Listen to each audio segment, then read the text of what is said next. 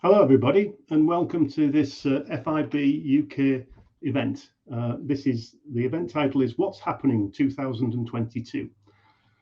My name's Andy Truby. I work on the committee of FIB UK, and I'll be chairing the event for this evening. Just one other housekeeping thing from a copyright point of view. From the institution's point of view, we believe that we've got copyright for all the material that's been shown. If there's anything that anybody believes that we don't have permission for, then please make contact and we'll have that removed in subsequent issues or have it acknowledged accordingly. Just a little bit about FIB. Hopefully you know who FIB are, but FIB is the International Federation for Structural Concrete. You can see there it's not for profit organisation covering 41 national groups in 104 countries. You can see the geographical split there. And the purpose of FIB is to really research and look at practical matters and scientific matters and all issues to do with concrete, and effectively to bring forward that knowledge and to share it with the wider community. The FIB's activities are split into a number of commissions, 1 to 10, as you can see here. We do these events every year, and we sort of focus on some of the commissions. This time it's on Commission 6 on prefabrication and Commission 8 on durability. So we'll be hearing about more about those in a short while. In terms of FIB UK, we're the member group that organise ourselves in the UK and then represent the UK in the wider community for FIB. A little bit difficult to read, but maybe you can just see the companies that make up FIB UK. There's a range of consultants, contractors, client bodies, material specialists, right through to the academia, a number of universities. And there's a real benefit to the member organisations in being involved with FIB. There is a link here if anybody's interested in joining for their company, or if their company's already members, just to find out a little bit more information. This is our running order for today. We'll be hearing from Commission 8 and 6, as I said, and we've got a presentation from our competition award winner. Well, more on that later. So without further ado, I'd like to hand over now to Jose, who will give us some discussion about Commission 8. Jose, over to you. Hello, everybody. My name is Jose Matos. I'm currently sharing the Commission 8 of FIB on durability of concrete structures. And today I'm also going to present you the current and future perspectives of this commission. I'm coming from Portugal, from University of Minho, and I'm dealing also with existing structures, existing concrete structures, with durability, of course, and also with the LCC and LCCA.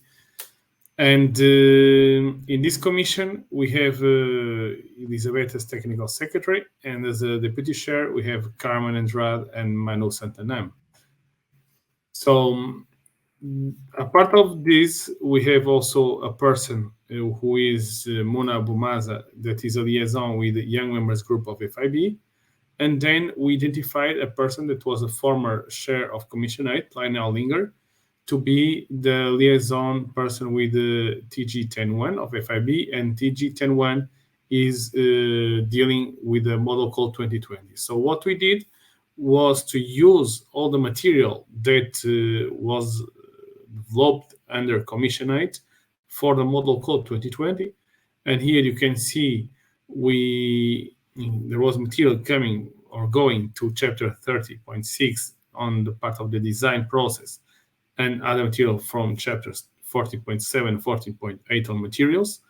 And what we did is we put this in a linear text in a Model Code 2020, and we took most of the text that we got for the Model Code 2020 for the first base. We took this text and we developed what we call as a background document, so that anyone that is reading the Model Code 2020 and going to these chapters, they're going to have a background document about the design, about the materials, always related with durability, and it is a very interesting document. And the person that is in charge of that is Lionel, as I already mentioned before. So what is the motivation of Commission 8? This commission aims to identify everything related with durability of concrete structures, and for that it considers and review the current information available on the topic, and also it provides guidance on materials and methods which will assist in the optimal durability design of new structures, but also on the restoration of existing ones.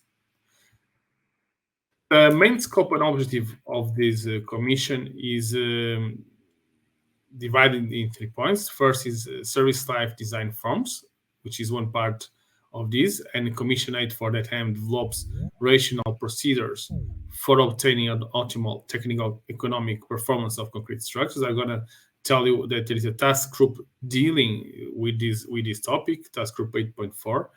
And also it connects with the sustainability of concrete structures. It's something that we are more and more facing, and also in Commission 8, with wildlife costs and associated through life perspectives are also taken into account as part of the process, by which experience also from practice and feedback to the design, execution, maintenance, and rehabilitation stages.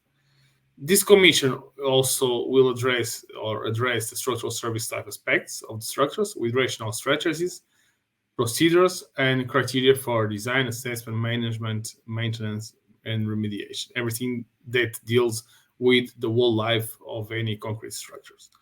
It also includes the review of methods for obtaining inspection frequencies, and also for obtaining sound engineering principles that to provide information on the durability assessment of marine structures. So everything that is connected with durability, with assessment of durability in different stages, and all the technologies is also covered within this commission. So up to now, this commission had many task groups, and it was currently reshaped. We have 4 task groups, one dealing with the design approaches, another one with the deterioration mechanisms for corrosion, another one related with other mechanisms of deterioration, and the final one, as I told, with testing and monitoring. Inside the design approaches, we have working parties, one dealing with durability planning, so optimization, whole-life planning, etc. Another one with ultimate limit state verification and chloride and carbonation induced deterioration. So how durability will affect the ultimate limit state in terms of reliability calculations and so on. Working party 3 is dealing with exposure zones and how climate change would affect such zones with time. And working party 4 is dealing with eco-efficient concrete, the durability of these new eco-efficient concretes and clinker-efficient binders. With respect to corrosion, there are 5 working parties, one dealing with the corrosion initiation, another with corrosion propagation, another one with chloride thresholds, which comes up from a former TG810 that was dismantled, another one on durability of steel fiber concretes that was coming from a former TG87 that was also dismantled, and another one on durability of press dressing steels coming up from a former TG85 also dismantled. TG812 is divided in 4 working parties, one on freestyle mechanism, another one on abrasion, erosion, and cavitation, another one on chemical, biogenic, and leaching, and another one on internal attacks. And final, in TG811, we have 3 working parties, one dealing with testing of new concrete, with an old concrete, and monitoring. So about the current task groups, this is the new shape of the commission, and this is the task groups that still are active but not integrated in the new shape. So like 8.7, 8.10, and 8.5, which are already integrated as a working party. These ones were not integrated, so they are considered as separate. And I want to enhance here this TG81 that deals with the model specifications for repairs and intervention, and it was not integrated because it's on the final, let's say, term of this TG. So sooner this TG will be dismantled. And this TG published recently one bulletin on protection and repair of concrete structures, and there's going to be a webinar on 14th of September dealing or presenting such bulletin. Apart of that, there is a second bulletin on strengthening that was also or will be also published under this TG. It's almost at the end stage, and there is a webinar on the 12th of October presenting this bulletin. And after that, this TG will be dismantled. But these two documents, I suggest you to go through because they are very, very interesting. 102 is already published. 103 will be very soon. The other TG that was a part of the new shape is this one dealing with LCC during the whole life of the structures. As I told, there is a TG dealing with these aspects. And this TG currently is in the part of reviewing the bulletin. So sooner the bulletin will be sent to the commissioner and for approval, and then it will be dismantled. So between this year and beginning of next year, it will be dismantled. This TG is dealing with the LCC, as I told. So what costs do we have? How should we address them? How durability will affect it? How could we better manage our concrete infrastructures? And we provide also many information for Model Code 2020. So about the new structures and the new TGs, or the TGs that are coming from the previous structure of Commission 8 to the new one. So the first one is on TG 8.8 on design approaches, as I told you. And this TG is divided in 4 working parties. The first one, as I told also, is dealing with durability planning. And here we are going to take to aboard the downhander initiative that was taken to present a process of ensuring durable structures in a comprehensive manner. This is important because in Commission 8, we already contributed to a chapter for Model Code 2020 on durability planning. And we are going to address and include here part of the outcomes of TG84 on LCC, and also on another TG that was dealing with birth and rebirth certificate that published a bulletin about it. So we are going to merge all of that also with this Model Code 2020 chapter on durability planning, and the activities of this TG will start this autumn. The other one is a TG that is led by a colleague, Robbie, that is on Commission 3, but so there is a strict cooperation between this TG and Commission 3, and the idea comes up from a position paper that was relating to durability and reliability. So the idea here is to check how durability will affect ultimate mid states, how target reliability should we use in different situations. And let's say that this is something that's not solved, and we want to initiate, and we are going to initiate this under Commission 8, of course, in strict cooperation with Commission 3. Exposure zones, it's something also very relevant. There is a new table on Model Code 2020 speaking about that, on new exposure zones. There was also a supporting paper that was published in the Structural Concrete Journal of FIB. And the idea is to expand this document to a bulletin, and also to have the ambition to supplement today's qualitative descriptions of exposure zones into a more quantified approach, and also addressing climate change scenarios from IPCC. So the other working party is related with sustainability, with eco-efficient concretes, and how these new concretes or more sustainable concretes, and how these clinker efficient binders what will be the durability of these materials. So the idea is to check upon big databases what are the difference between the normal concrete and these ones. So this is something that is also quite relevant. On task group 8.9, which is also coming from the previous structure, but it's also active. We have these 5 working parties, and the idea is to develop models for durability design in line with Model Code 2020 for both new and existing structures. And at the same time, to update the FIB Bulletin 34, covering all level of approximation durability design approaches. So here, as I told, we have corrosion initiation models, we have prediction tools for that, and we are going to discuss this in more detail. Propagation models also for corrosion.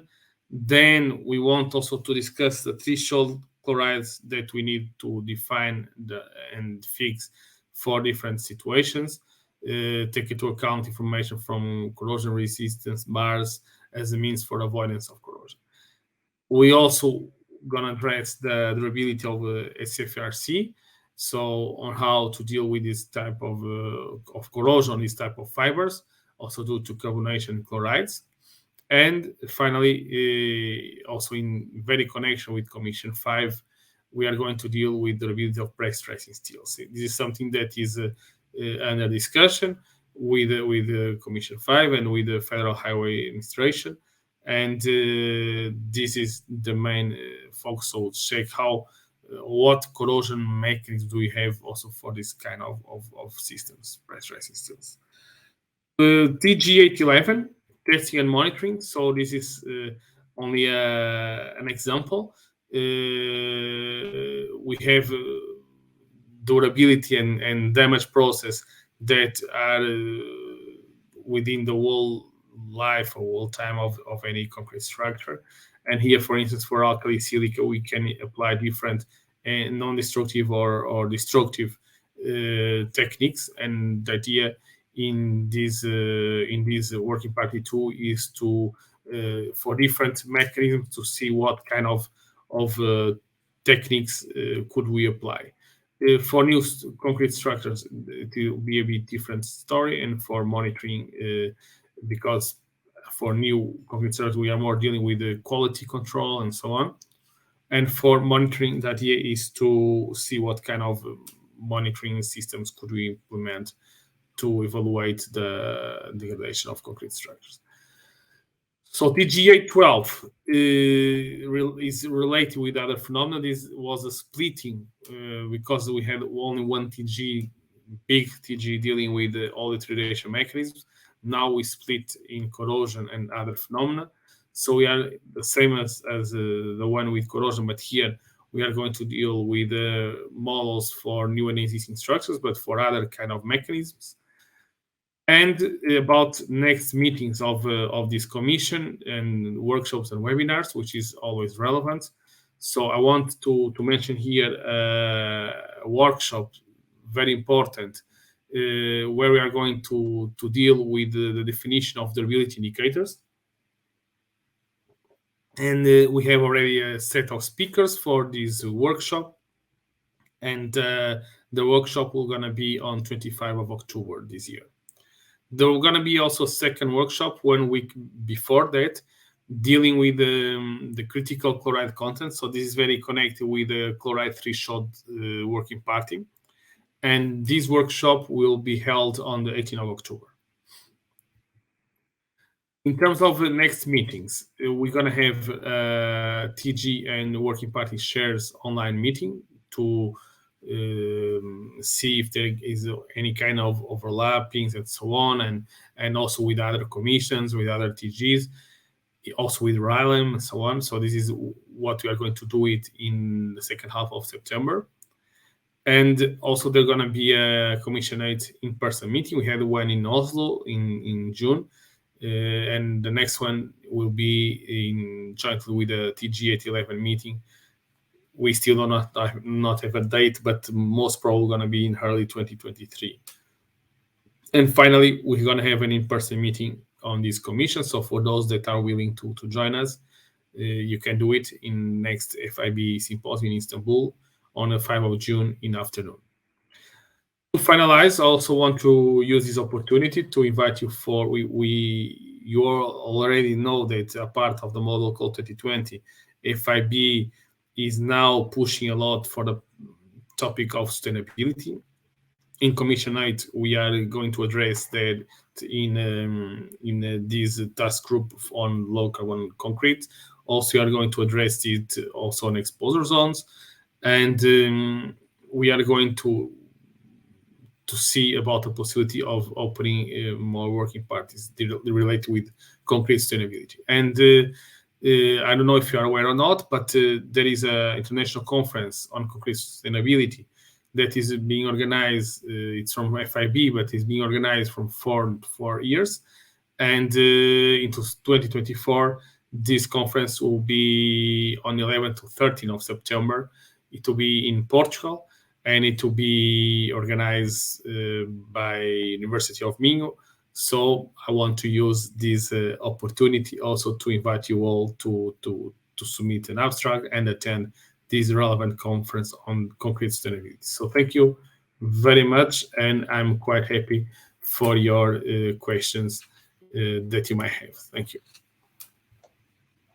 Thank you, Jose. In terms of questions, we've only got Jose for a little while because he needs to disappear in 5 minutes or so and off to another meeting. Just a question regarding, you mentioned a couple of the bulletins that are quite recent ones, Bulletin 102 and 103, I think, which is still pending, is it? Is that due to be issued shortly? 102 is already published, yeah. So everybody can have access to it. Yeah. 103 will be published very, very soon. We are in a final, let's say, final stage.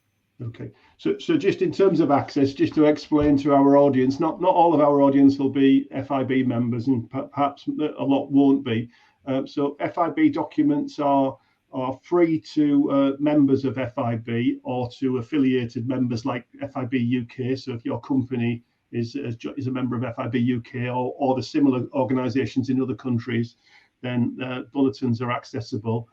They are available, of course, to purchase as well. So if you are interested in any of the bulletins, if you just use one of the search engines to search for Bulletin 102, for example, then that will take you to the FIB site to be able to download and access those. And obviously, there's hard copies and PDF versions as well. You also made mention to Model Code 2020. So I just wanted to explain to the audience that the model codes from FIB tend to be a forerunner, don't they, to the guidance that goes into international standards like the Euro codes. Could you just explain the contribution that your groups are making in durability terms to Model Code 2020? Is some of that thinking going to appear in the next round of Euro codes as well, or is it a stage further on? No, I think it's something that there are parts about models and materials, as I told you in the beginning, also related with durability planning, exposure zones. So we made a contribution for many. There was a contribution for many chapters of the model code, and it was a huge work led by our previous chair of this commission, Lionel Linger, jointly with Aral Muller and other colleagues. And it was quite interesting because now we are taking up some of these contributions to extend to working parties, because of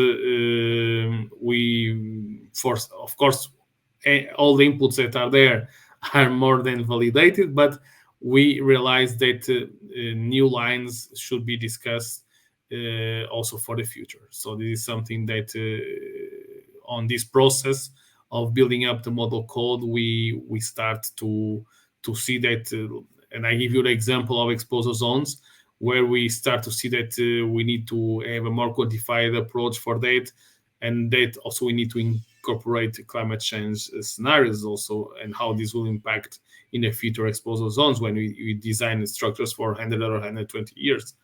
These are going to have affectation. Excellent, thank you. Just in terms of members of our audience getting involved, obviously they can access publications and things, but to contribute, you've mentioned some of the seminars that are coming up and the conference and the like. How open is your commission to having new membership and new input? How does that work? Okay, so let me say this way: that all the webinars and the workshops that we organize are going to be disseminated through the whole FIB community. So FIB UK will also receive it. Bulletins are published, so once published, everybody can get access to it. Contribution into Commission 8. There is, I share with you the new shape of this commission.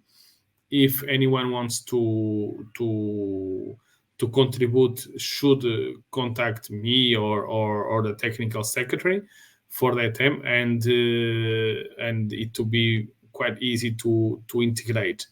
Nevertheless, next year, beginning of next year, there are going to be these kind of FIB reports with the terms of reference of all working parties and TGs, and anyone can take a look on it.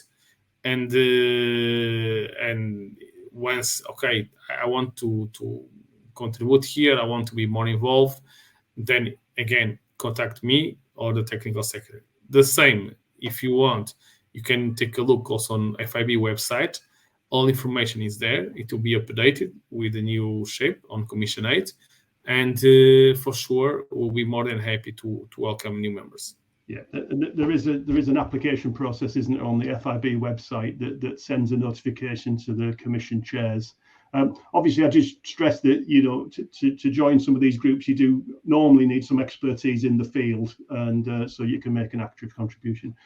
Just one final question. I'm not sure whether that should be directed to you, Jose, but you might be able to help me with it. Ricardo's asking, is there a commission or task group looking at net zero concrete, particularly regards to low carbon mixers and the like? Yeah, in Commission 4, right. They are dealing with the net zero concrete. So let's say low carbon or even net zero concrete. So this is something that is being discussed in Commission 4 because it's more related to materials, etc. Yeah, I think the question was also related a little bit to durability of the effects of different cements and, you know, PFA and the like on durability as well. Yeah. So whether on this working party that we are starting, this is the first one, I hope, of many.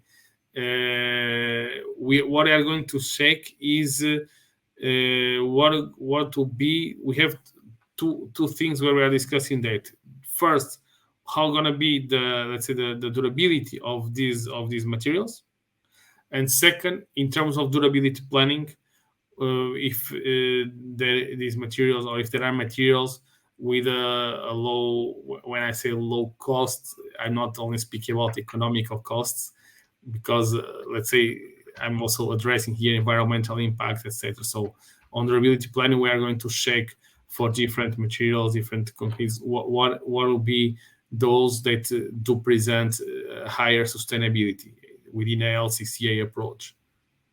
Okay, excellent. I'm conscious of the time and that you need to get on to another meeting. So thanks very much for your contribution. Thank you very much. Really thank you for the invitation. Bye-bye. Okay. Thank you.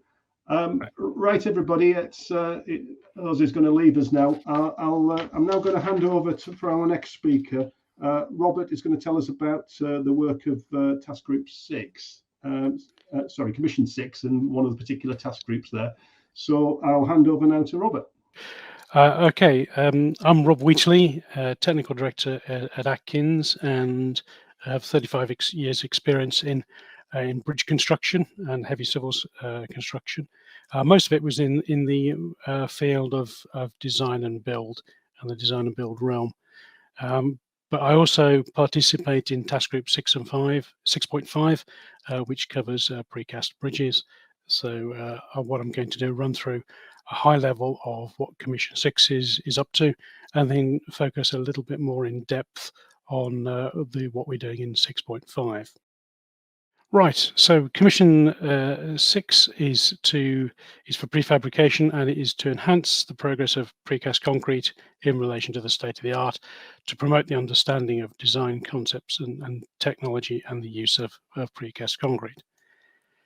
We've got 9 sub task groups in there, which you can see cover quite a variety of different topics, and we've got a working group for the model code. So running through the task groups, task group 1 covers precast hollow floor units, and they're producing a 2-part document into the recommendations and worked examples around using precast hollow floors, and that is currently at the editorial stage, so I'm hoping that will be coming out shortly. Task group 6.2 summarizes quality control for precast concrete, and is drafting recommended values and tolerances and quality assurance procedures. So again, that's a bit earlier in the process going through this, but new documents coming together on quality control. Task group 6.3, structures with sustainability of structures with precast elements. So we have had a Bulletin 88 a little while ago now in 2018. So the next example is started in its work, which will be a full example based on a real building. Obviously, that's got to tie up with the recent developments with Commission 4 as well. We just heard. Task group 6.4 for concrete wind towers for wind generation, that is currently on hold. I'll be saying more about task group 6.5 in a little while, and then task group 6.6 covers retrofitting of precast seismic structures. So that's in the process of collating and collecting experiences from lots of different countries in terms of seismic assessment and retrofitting, and will be presenting the bulletin this September to the Commission, and that's a joint publication with the Precast Concrete Institute of the USA. So that is very nearing completion. Hopefully that will be out soon. One of the key documents that we have just published in December was Bulletin 101, a state-of-the-art document on precast concrete in tall buildings. And this goes into how precast concrete can be effectively integrated into tall buildings, which is obviously a key topic when you're bringing elements to site and wanting to build these very tall and obviously quite involved structures on a very small footprint. It looks at the global experience of using modern materials and techniques, and illustrates the benefits and applications of precasting for tall structures with an extensive number of case studies to support that. There is a task group on terminology for precast concrete that is currently on hold. The precast parking structures task group is in the early stages of a production. So that's subgroups are convened for that, and for the model code 2020 input, the key chapters have been determined and collating comments in that. So that covers a very broad overview of Commission 6. As I said, my focus is pretty much on task group 6.5. Oh, sorry, one final thing: the future challenges and things that we're thinking of. You know, there is the carbon question, as already been asked by one of the listeners. So that's a very key question that will affect a lot of different task groups. It will come under the auspices of Commission 4, but it will have an impact pretty much on all of our work.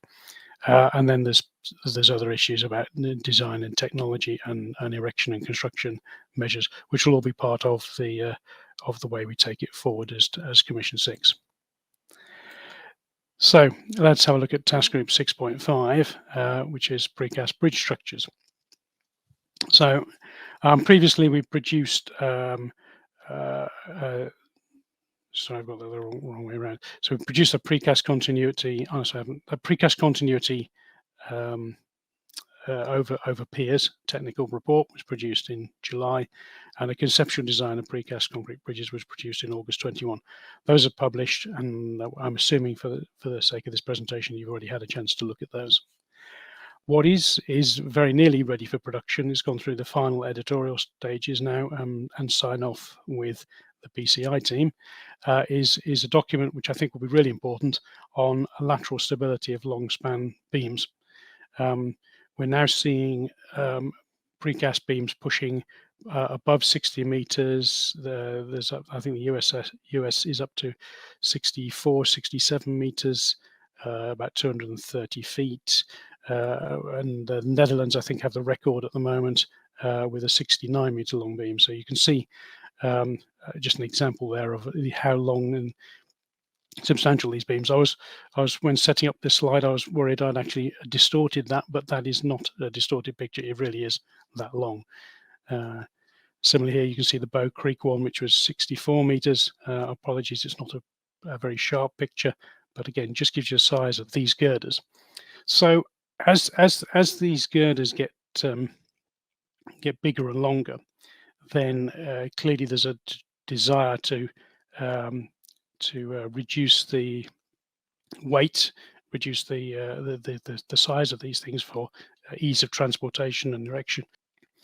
So you can see that as the slenderness is increased and the weight is kept down, then you're leading to issues with initial imperfections, wind and dynamic loads during erection and transportation, lifting problems, temporary support problems, and rollover.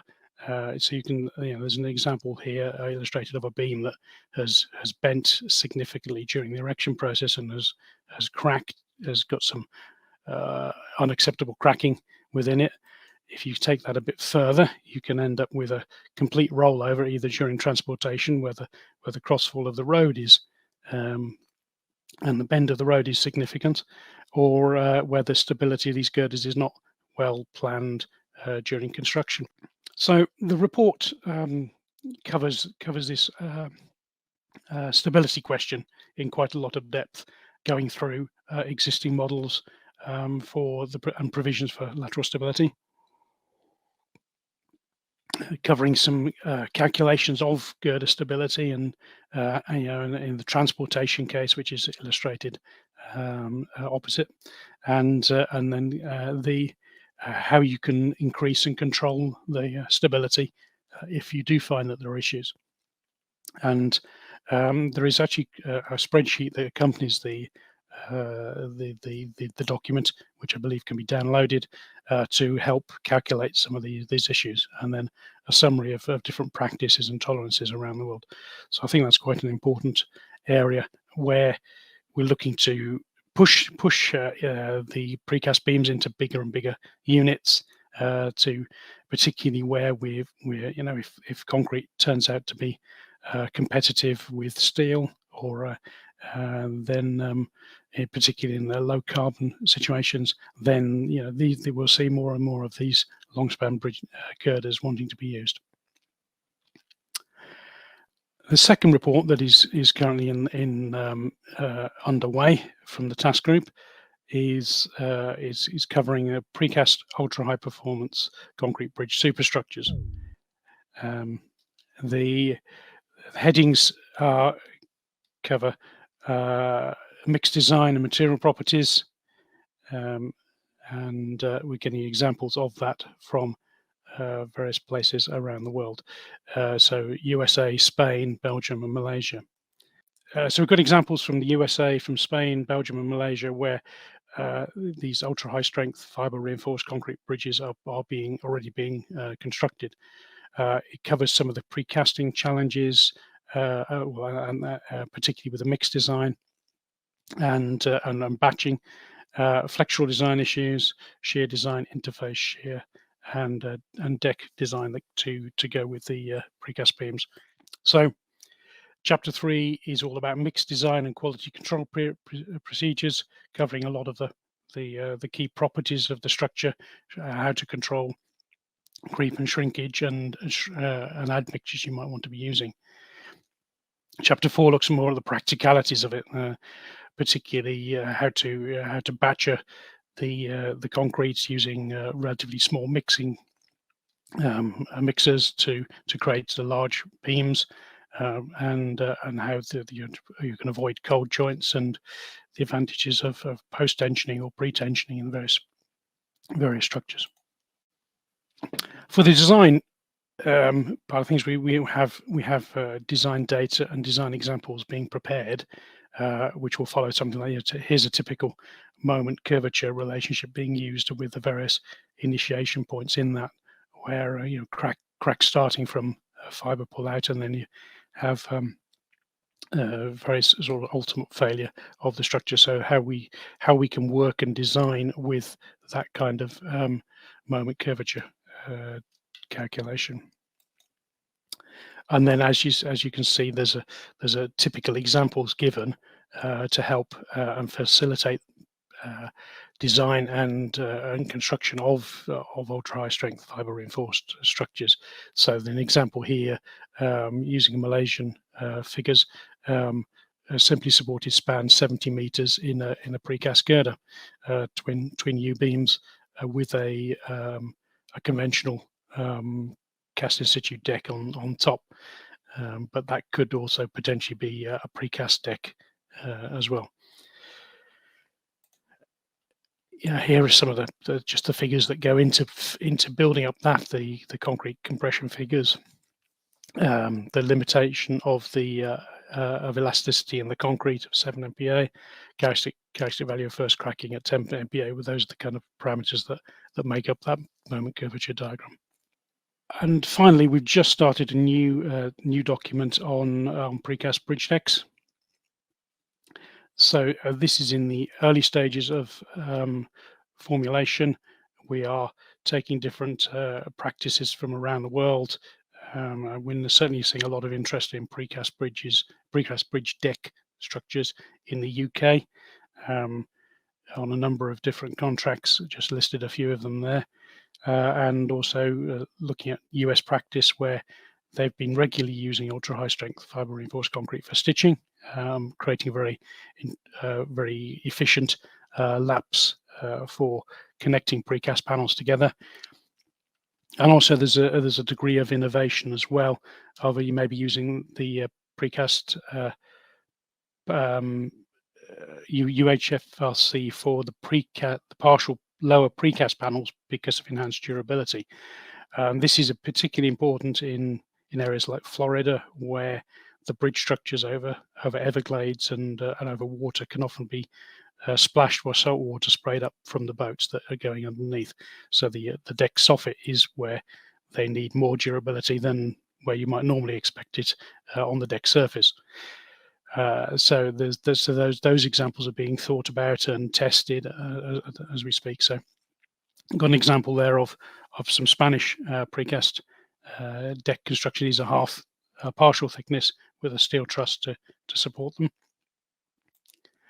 And then there's some UK full depth precast structures being built in Wales, and then some testing of the ultra high strength precast deck panels in partial depth precast panels in the USA. So there's quite a lot of interest from the industry in how these things will come together, can be accurately formed, the tolerances that are needed, and how to deal with a lot of details that make precast decks an efficient way to construct bridge superstructures. So that's the end of my presentation. Any questions? Thank you for that. That was excellent. I've been busily looking through bulletins while you've been on doing your presentation, because we've had a couple of questions in that I'll try and cover now. Costas is asking, I don't know whether you know this, asking a question about task group 6.1. You mentioned that there's a group looking at hollow core slabs. Mm-hmm. Question is, do you know if they're considering seismic effects for such elements? I really can't. I don't know. I don't know enough about what task group 6.1 is doing. So Okay. I didn't see it in the list of what was being covered by that. But Okay. no, sorry, I don't know. I'm sorry. We can maybe do a question for you, Kostas, on that particular question to the convener of the task group. I'll see if I can dig out the gentleman's name and do that. And the same for the question on the tall buildings. Well, that's where I was able to help. But we're not seeing my screen now. I don't know whether the organisers can share my screen. But I was just looking through a copy of Bulletin 101. It's quite recently hot off the press. But there is a section in this bulletin about precast concrete in seismic zones. So I think that was the question relating to tall buildings, and there is guidance about tall buildings in seismic zones.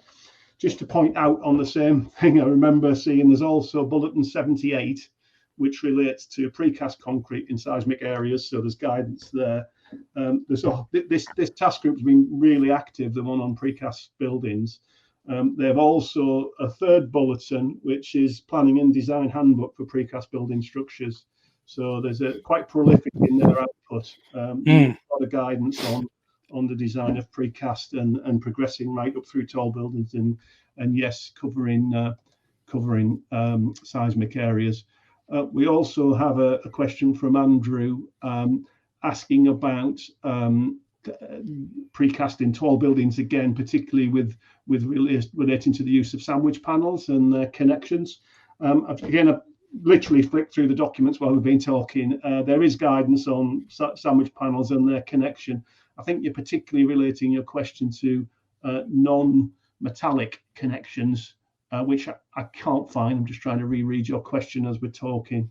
Not non-steel connectors and pins. I can't see that in there. It mainly talks about steel connecting elements, but there's certainly a massive information in that document.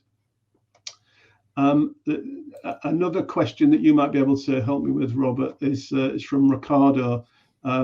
Is ultra high UHFR yes, yep. Covered in UK standards, or would its application need to be a departure from standards? It would be a departure from standards. It's not covered at present by UK certainly in the bridge sector. I'm not aware it's covered by National Highway or Network Rail standards. At the moment, we've made some recommendations to use the French standard, which is available as a Eurocode standard to a UK client body.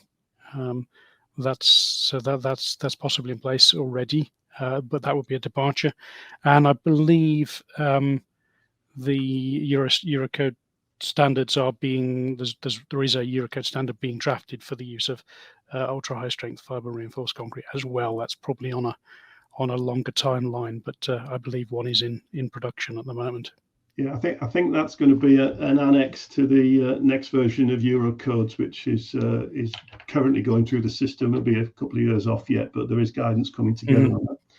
But in the meantime, there's a French standard that already exists. What came through in your presentation was the international aspect of FIB. And it's sort of it'd be interesting to get your view on how that helps you as a UK designer to see what happens elsewhere in the world. I've certainly found that quite useful. Yeah, definitely. It definitely increases the. People say that diversity is good. Well, this is diversity in action, because you get very, very different perspectives and new ideas coming together from all over the world. Task Group 6.5 is fortunate. We've got quite good coverage around the world, and we're obviously always looking for more. But there's some great examples coming from the Far East, from South America, from across Europe, and into North America as well. So that's there you do actually see quite a lot of different ways of doing things, and some challenges and some quite interesting debates in the task group teams as to what is the best way of doing things.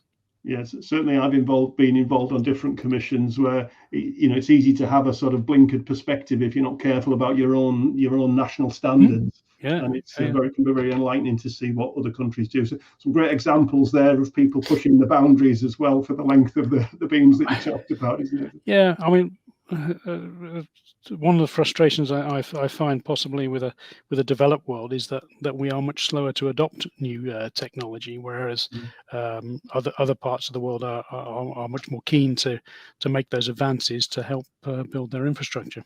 Yeah, I mean, and that harks back to Ricardo's question about departures from standards. We can get very constrained, can't we, by sometimes rightly so, but often there's experience in other parts of the world that show that things can be done safely, and there's actually some very advanced technologies that we're just perhaps not aware of in our country. Yep. Okay, we may have time to pick up some questions later on, but to keep us on programme, I'd like to move us on to Robin's presentation. Bit of a departure here, nothing to do with the commissions, but just to celebrate with Robin his success in winning an FIB UK competition. I'll say no more. I'll let you introduce yourself, Robin. Over to you. Thank you. Hi everyone. My name is Robin Overs. I'm a structural engineer originally from France, and I'm currently a postdoc researcher in Princeton in the US. But today I'll be presenting the project that we did in Cambridge. On the Acorn project was a collaboration with universities of Bath and Dundee, and where we worked on I'll be presenting the OAK, so the prototype that we made, which is a segmented concrete shell that's meant to be a building floor with a low carbon content and suitable for circular construction. Try to cover all aspects, so I'm keen on taking more detailed questions later on. So the Acorn project stands for Automating Concrete Construction. It was funded by UKRI, and as I said, it was a collaboration between the universities of Bath, Cambridge, and Dundee. Here we're trying to have this holistic approach between design and construction to produce more sustainable, let's say, optimized concrete components. And within that project, so I was part of a team working on shells, so as building floors. So we had in Cambridge the team, the research and technical team working on prototyping and digital fabrication. We had our collaborators at the University of Bath focusing on computational design, and our colleagues in Cambridge were working with us on sustainability assessment to assess the performance of what we produced. So the prototype that we made, so we completed it in February this year. So it's a segmented concrete shell. So it's segmented to be suitable for off-site manufacturing and automation. So it's a concrete shell made of different segments and with ribs for further optimization. And the material is a glass fiber reinforced concrete that was produced using robotic concrete spraying. And the joints are dry, so we have these half joint keys, a bit like in bridge construction, where segments support each other during the assembly, and these are reversible so that we can assemble it and disassemble it for reuse, which is actually what we did here on a couple of occasions. So regarding the main dimensions, so it's a 4.5 meter span. The rise is quite shallow, so that it's suitable for building floors. And in terms of thickness compared to the spine is like 100th, so that's how thin a shell can be. In terms of structural weight, we have 100 kilograms per square meter.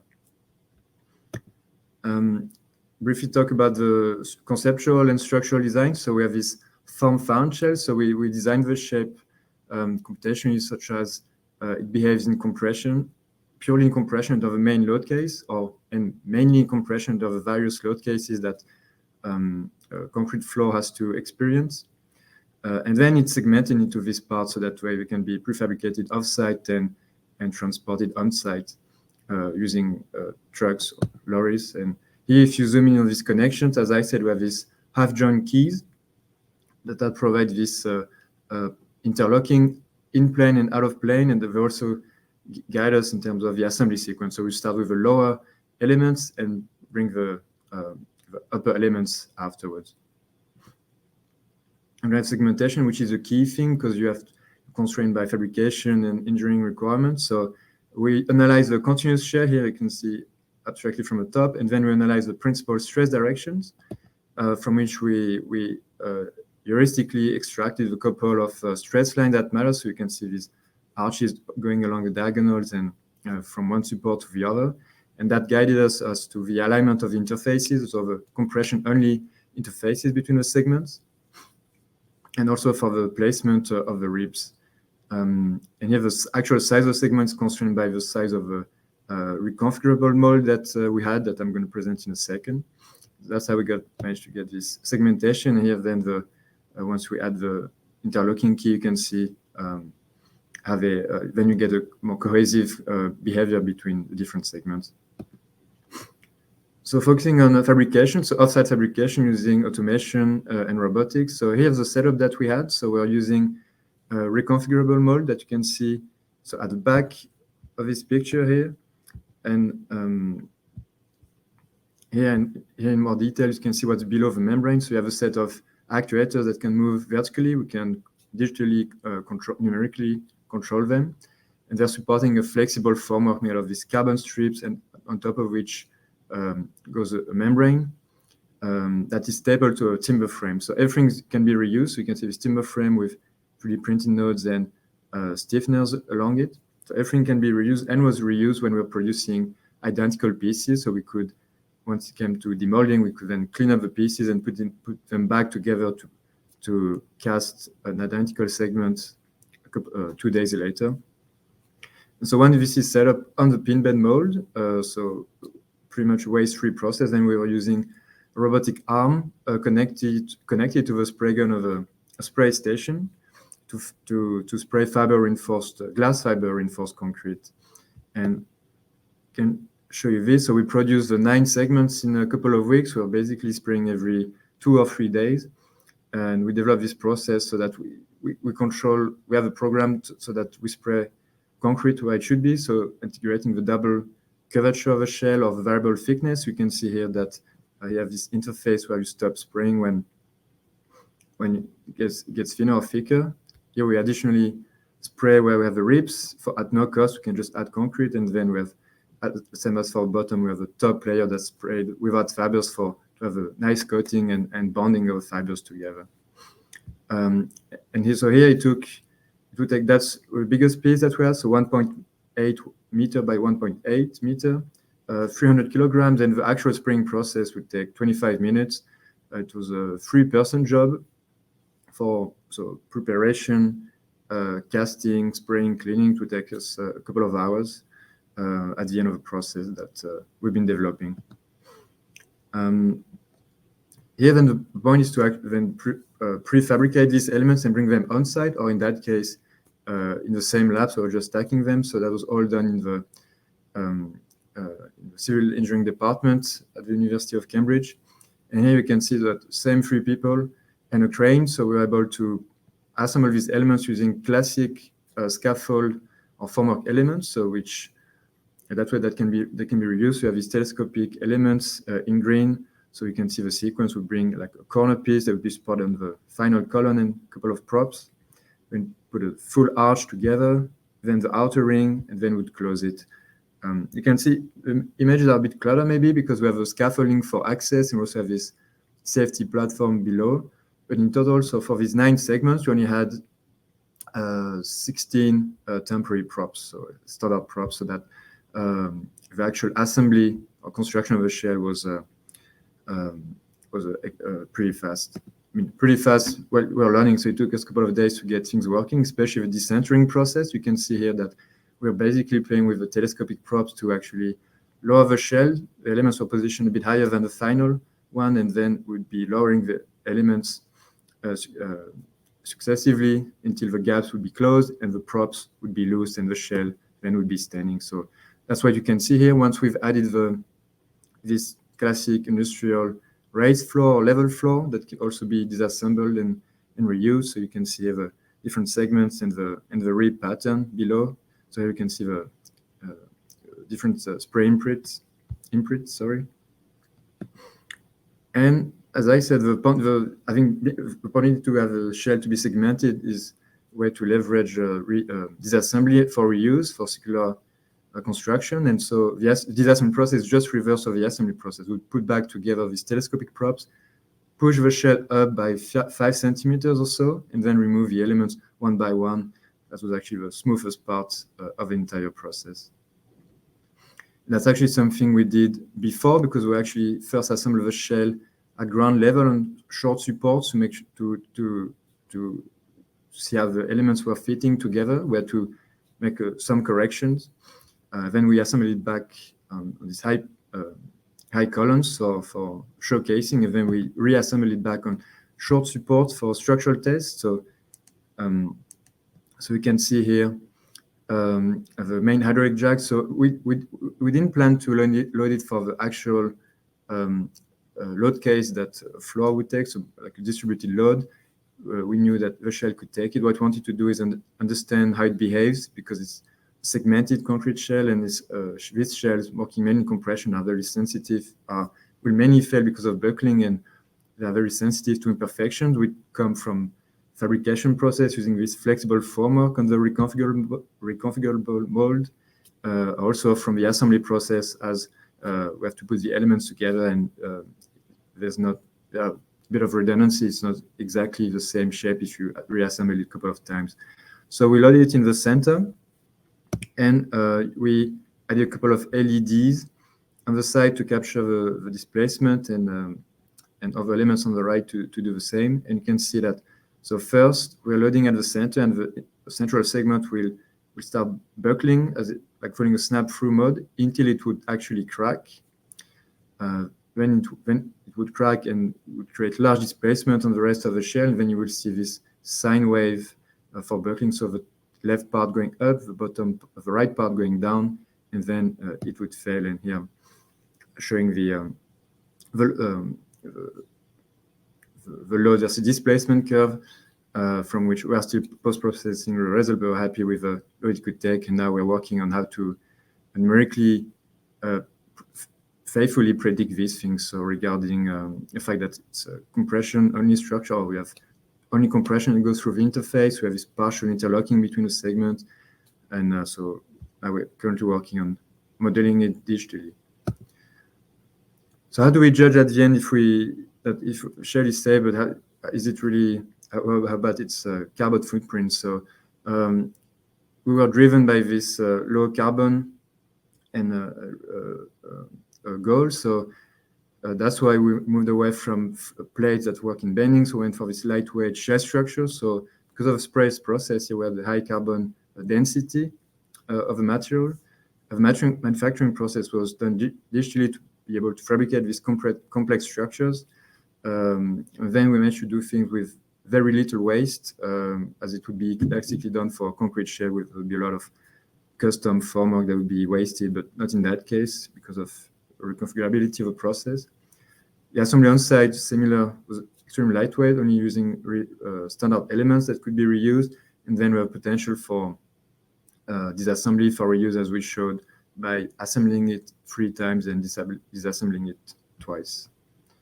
So in terms of figures, so if we benchmark against not the most optimal flat slab, the equivalent flat slab as a common reference, we show that we have 60% less embodied carbon than this, and it's also 70% less mass on the rest of the building, so which also has a positive impact on lowering the carbon footprint of the entire building, not just the shell. If we break down the different stages of the life cycle analysis, so here we just had a look at the cradle to gate impact. So the raw materials are mainly the key, have the most impact, especially because we have a high cement content. So we use the ready mix to be sprayed, and so we have to further lower it down. And so we use stainless steel for the tie rods for showcasing. Of course, that's not what we use on a real project. And then we have glass fiber also reinforcement that was spread uniformly, and that actually contributes to high has a high carbon impact. So the future work want to have a low carbon sprayable concrete and have graded fiber distribution, having this tensile reinforcement only where we need them, or at the right amount at least. And further analysis on the stability assessment includes the other stages, so the actual assembly process on site, the potential benefits from circular construction, also the positive impact on designing the rest of the building. And there are many other architectural engineering considerations if we want to bring these efficient, low carbon structures in our buildings. So the depth used, because of curvature of the shell, makes it deeper than a classic flat slab, but actually building services can be integrated between the raised floor and the actual shell. And many of the key requirements as to how low should the shell be is the height of the door, which should be below cable tie on the boundary. Some of the room acoustics, where the concave surface, we could get this focal point for sound, that can be worked out differently. I mean, the shell could be tuned to remove that problem. Floor insulation also a thing. There are solutions, slab vibrations, where this lightweight and stiff structure. So some of eigen frequencies, we are on the right path. In terms of fire safety, these shells are much thinner than a classic plate, but we don't have steel reinforcement in, we have glass fiber reinforcement. So so we should be able to go below the 100 mil requirement for fire safety if we have the opportunity to do some tests. And mainly also in terms of robustness, as you can see the collapse. It's a brittle mode, but here at no cost, we can actually have deeper ribs compared to ones we produced, in which we could include this unbounded post-tensioning to further improve material efficiency or economy of this structure. And I'm looking forward for your questions. Thank you very much, Robin. That was really interesting. And certainly, yeah, I'm really excited by the opportunities.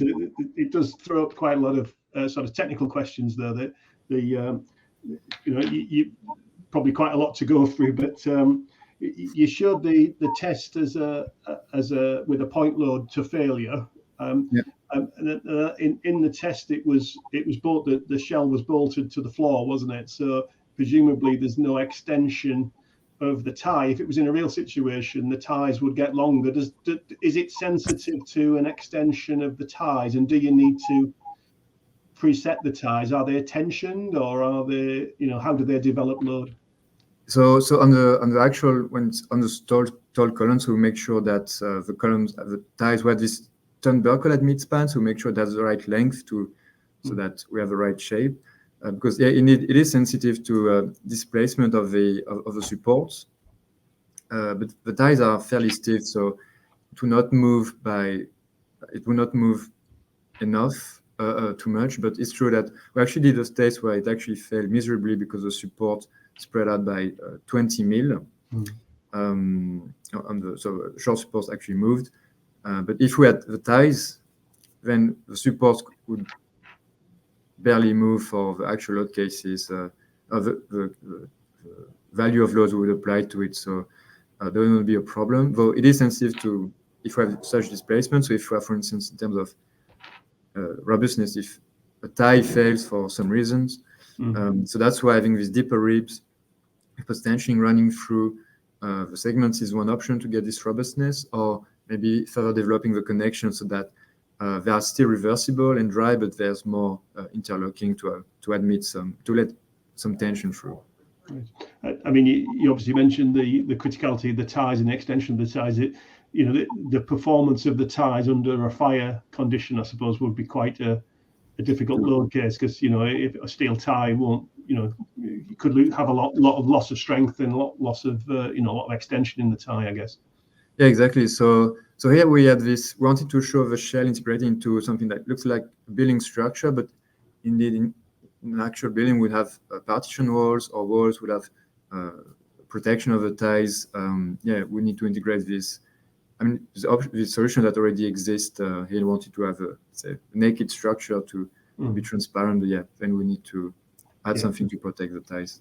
And you said that the test sample there was a 4.5 meter span. Have you done any sort of qualitative assessment of how far you could take this sort of thing to larger span? I mean, largest concrete shell is more than 100 meters, so potentially, so that would not be a problem. So I think the main question is, how much would we allow? So the larger, the longer the span, the deeper the shell, and so that's more about architectural requirements. So here we have a span to depth or to rise ratio of 8. I think we can go low, like 10 or 12, so it will make it more a bit more shallow. So also the question is, where should the spring of a shell start? Is it at the same level as a regular flat slab, or could it be lower because no one uses the corner of the room anyhow? So it's less than a structural question than an architectural question. I have to integrate this into it. I suppose it's a bit like flat slabs, for shear head efficiency. Used to have a shear head, didn't there? And as you say, the shear head could be a downstand at the column location, but didn't get in the way. It's just difficult to construct.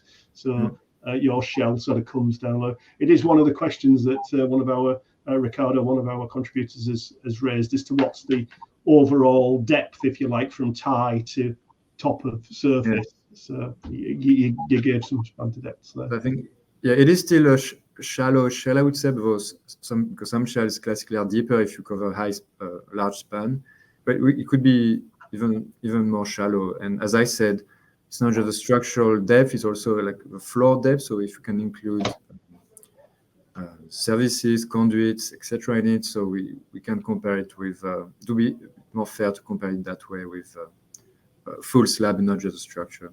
Okay, we've had another question as well regarding sort of lateral stability, and floors often act as diaphragms in buildings as well to transmit horizontal forces. What's this capacity in horizontal force terms?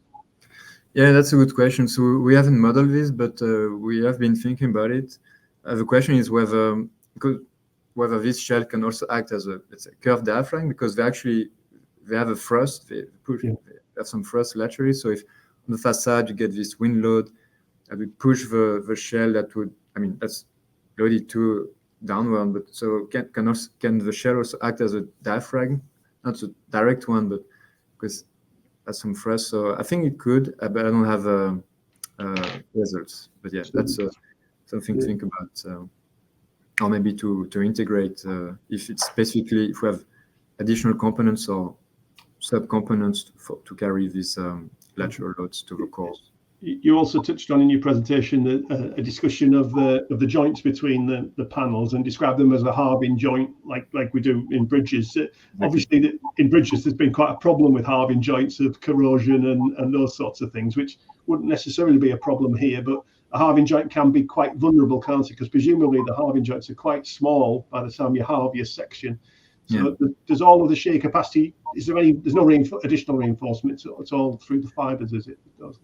No, so we did, very rough calculations. So to check, so the shell mainly behaves in compression. So actually the half joints are there for the assembly process, where before we're actually lowering the telescopic props.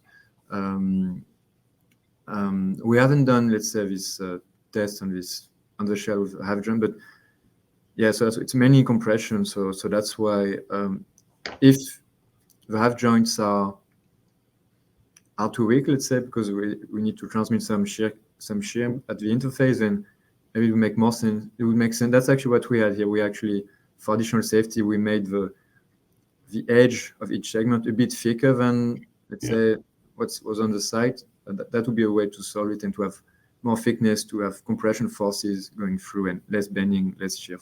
Okay. And one final question before we run out of time on this part is, you obviously showed the load test with a central point load, which I understand that testing it to failure. In a real life structure, if we were to adopt something like this and then go multi-story, the floor below would need to support the props to the next floor being loaded, being assembled, wouldn't it? So there would be a load case which was the propping of the floor above, and that could create some asymmetric loading and things. So I just wonder if that had been thought about yet. Yeah, that's true. That would be a case, as it would be assembled on site. So we did in the design, we consider many load cases. So we had all the classic load cases, all the asymmetrical ones with different patterns. So that was considered. So that was considered in the design, not tested on the actual structure. So So that's why we also want to be able to model the behavior of these structures with classic engineering tools, so that we can assess, okay, if we use one shell to build the next shell, then here's a potential load case. Can we make sure we have the right thickness? Sorry, just hurrying us along. Just one final question for you from David. Is just asking a related question, I suppose. Is the intention that this sort of system's for a single-story structure only, or do you actually anticipate that it would be usable in a multi-story situation? I think the point is to have this being part of our regular buildings, so multiple story buildings. Then, as you said, there are different things that come into play, like the slabs acting as diaphragms, maybe not for mid-rise, but for low-rise, high-rise at least. But yeah, the point is it's not supposed to be a fancy roof. It's supposed to be a floor for a multi-story building. Yeah. Okay, thank you. Just going back to sort of more general questions, Robert, if you're still on the call, there's one that's popped in for you. I don't know whether you've seen it, from Ian. Where can one download the report on lateral stability for long span precast beams? Unfortunately, it's not quite ready yet. So the task group has finished their edits. It's now being going through a review, but it's a joint document with PCI in the USA. PCI are extremely thorough in their reviews, so it's still in that review process. But my convener is suggesting that hopefully in the next couple of months, so certainly by the autumn, I would hope to see that one published. And as you say, it'll be a joint publication, so it'll be published through FIB, but also through PCI in the States. That's correct. Yes. Yeah. Just for the benefit of our listeners, these documents, you can see from the work of our task group, there's a lot of work going on within FIB, and there's a lot of bulletins in production. But the time scale from initiating a publication to getting it published is quite a long time. It can take a couple of years to get things through the various drafting stages, and then editorial, and then finally publication. I think we're just about on our time limit, so thank you for everybody's contribution. I hope you'll all join me in thanking our speakers, and yeah, much obliged for your input, guys, and I hope everybody's enjoyed it. Just to finish off, there are some future iStructE events. There's one next week on the use of concrete. And there is a discount code for any listeners to use as FIB10, which gives you 10% off that booking. That's an event that's going on for some afternoons during the next week. There's also an upcoming event that you can see there. So these will be available after the event, but maybe you can see those hyperlinks. And that's it from us. So thank you to everybody, and thanks again to our speakers, and I hope you've enjoyed our event. Bye-bye now.